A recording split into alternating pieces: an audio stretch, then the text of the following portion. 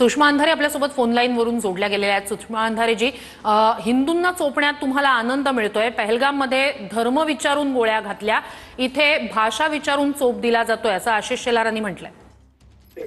आशिष कुरेशी या माणसाचं मानसिक संतुलन बिघडलेलं आहे। कदाचित आशिष कुरेशींना याची कल्पना नाही की पहलगाम मध्ये जे काही घडलं मारणारे दहशतवादी होते। तुम्ही महाराष्ट्रातल्या लोकांना दहशतवादी म्हणणार आहात का?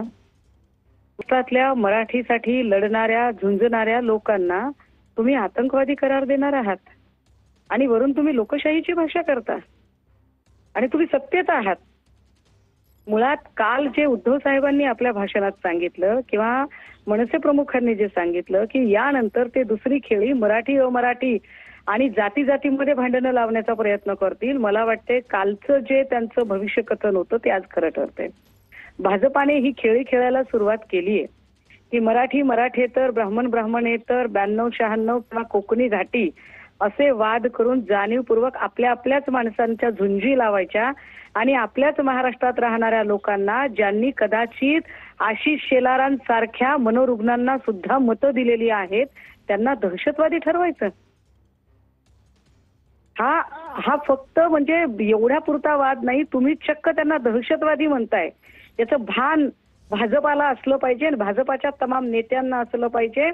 आणि देवेंद्रजींनी जे फार लोकशाहीचा त्यांना उमाळा आलेला आहे, नितेश राणे लोकांच्या घरात घुसून मारायची जेव्हा भाषा करतात ना तेव्हा लोकशाहीचं काय स्मरण राहिलेलं नसतं देवेंद्रजींना।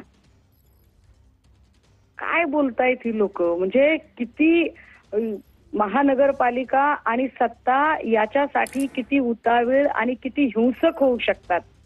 अरे आम्ही तर निष्पाप लोक आहोत, आम्हाला वाटला राग आणि आम्ही तो व्यक्त केला, पण तुमच्यासारखे अशी कुभांड रचणं, षडयंत्र करणं आणि अशा पद्धतीने भांडणं लावणं, जाती जातीमध्ये अशा भिंती उभ्या करणं, हे असलं पाप आम्ही कधी केलं नाही।